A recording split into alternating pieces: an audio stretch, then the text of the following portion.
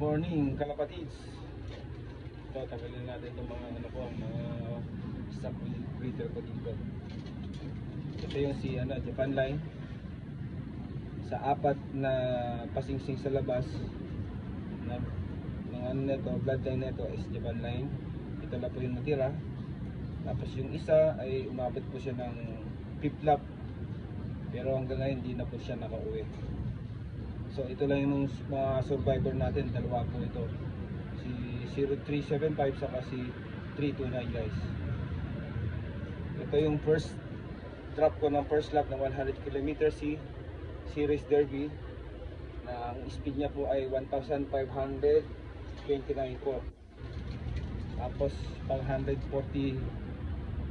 540 pace siya. So yung race po namin noon ay smash na mapagi, tapos umaabot to. So ito lang yung first drop ko ng Bloodline Japan. Ito lang guys, ito yung niya, wings niya. So kasi pag galing sa training o derby, ito mga niya dito sa gitna kasi naiipit po. So pagdating niya, bago siya pumasok sa trapdoor, inaayos niya po niya. Inaayos mo muna kasi talagang ipit-ipit yung kasi basang-basa ako nun. Lagi po siyang ganun pag dumarating. Dahil sa training po. Dahil siguro hindi na siya umabot. Ito, siya, cut off po siya ng 5 minutes. Na late po siya. So hindi na siya pwedeng i-race pa ulit guys Pag cut off, na po siya. Disqualified na po.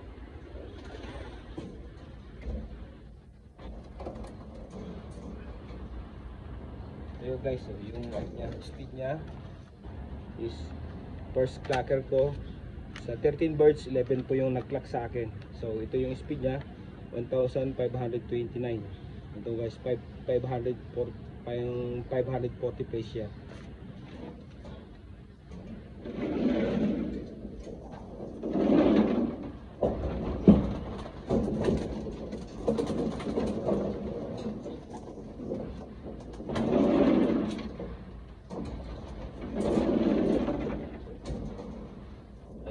Si 329 ang survivor ng winter na umabot po siya ng third lap. Pero pang third lap po siya, cut off po siya ng 30 minutes po. So siya, hen.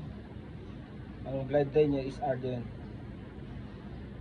Nung first na i-load ko ito guys, may po to, sa may sakit, may halak. Kaya siguro hirap siya, pero sa yung pangalawa sa first drop sa yung first lap ko namin, pangalawa sa first drop, second drop po. Pero siya may sakit po siya, may siya, may halak po siya. Kaya siguro hirap siya, pero ang ginawa ko po dito matinding pabaon po yung binigay ko na vitamins dito. Siguro yun na po yung sa kanya para makauwi po siya. Pero hindi ko akalain talaga makakauwi po kasi yung sakit niya talaga siya, tapos payat. Kaya kasi talaga pag yung niya, so binigyan ko ng vitamins, pabaon po. Pero second drop po siya. Guys, yung niya, pak niya. Tapos ito. Guys, si 329. Ay 339 pala guys, 339, sorry. Ayan.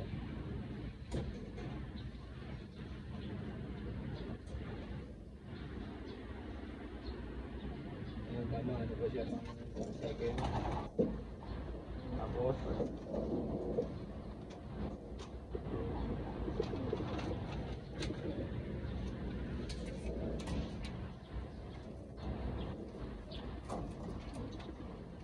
yan guys,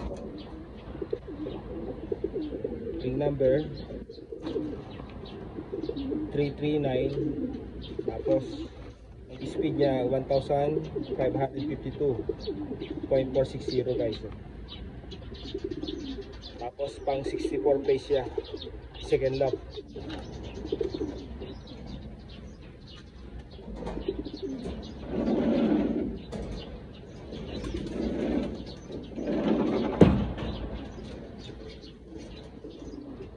So,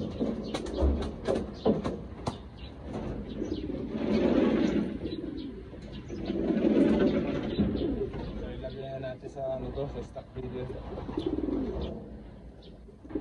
Ito yung mga stock breeder ko na kasama nila pag nag-training po ako guys. Mga panuply. Ito ang blood type po nito is pure stitch na may balahibo sa paa niya guys. Ayan. Balahibo po. Napakalaking hibo. Pangkas.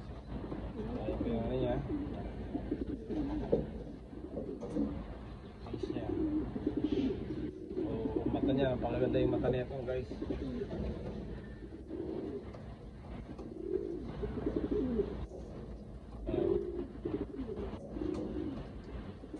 Bloodline po nito is stitch, pure stitch.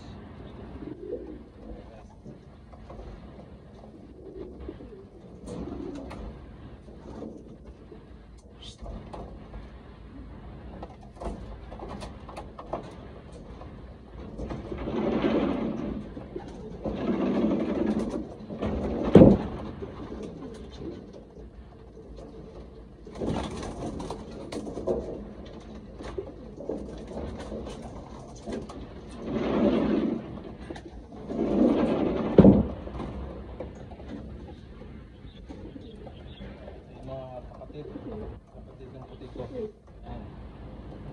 Zero.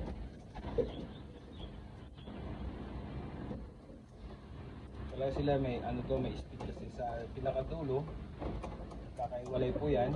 Tapos manipis po siya patulis.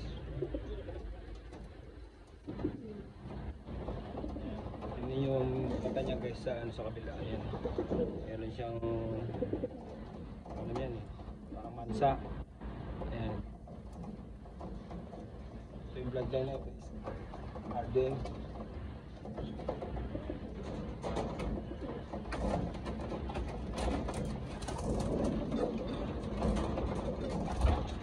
Wala pa.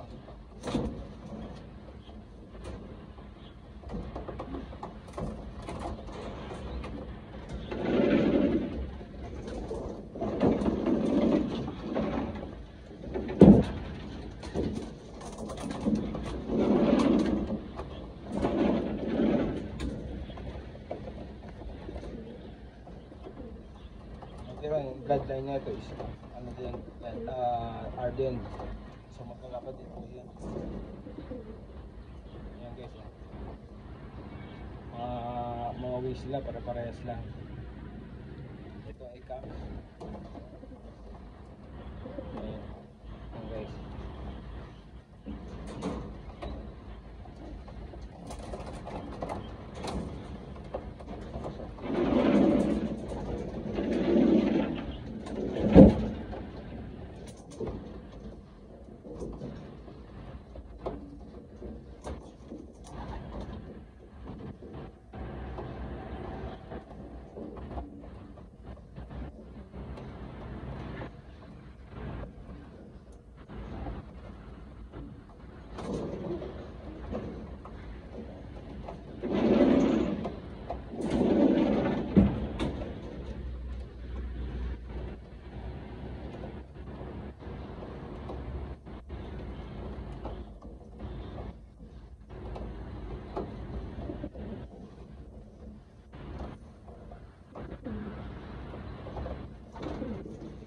Anak ng ano ko ng 2013 ko na nakauwi ng 300 km ng spring. Ano po siya, yung kulay niya white type po siya pero ito mas marami. Ang bloodline po nito is Jansen. Tapos cross sa new bloodline ng mentor ko na pasok sa Leo Hermans. Ang dugo. Ito yan guys. Galing pa Belgium. Napakaliit na ano to na cap.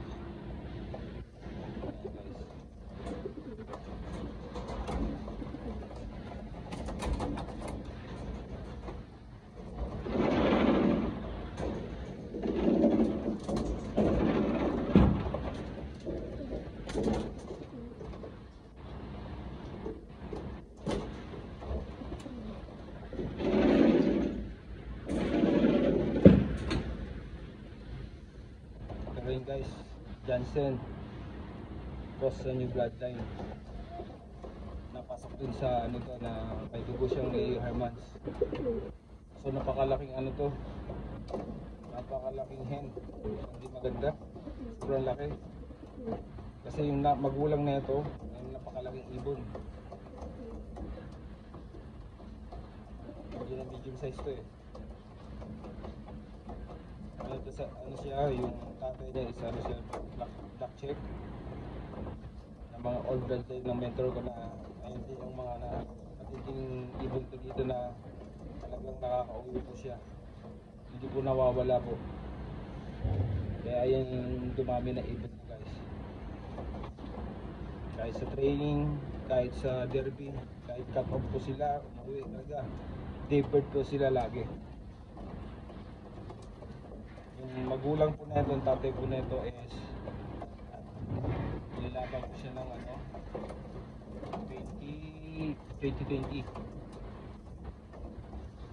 Magulang po na ito, training pa lang guys, talagang ano siya eh. Yung time na nag-train doon, pinita ako sa malayong lugar. So pagdating niya dito, bali yung dalawang paa niya guys eh. Pero nakauwi siya. Siguro training namin sa ano po yun, Pintong. Hindi ako nagkakamali. Nakatulo na ng ano po yun, ng Taiwan. So sa ano po yun, sa araw na po yun, hindi lang siya inatay ko, pero dumating po siya ng mga hapon na. Pero talagang ano niya, talaga din ako makalakad. Tapos yun na naman, nung gumaling po siya, gumaling po guys, yun na naman po,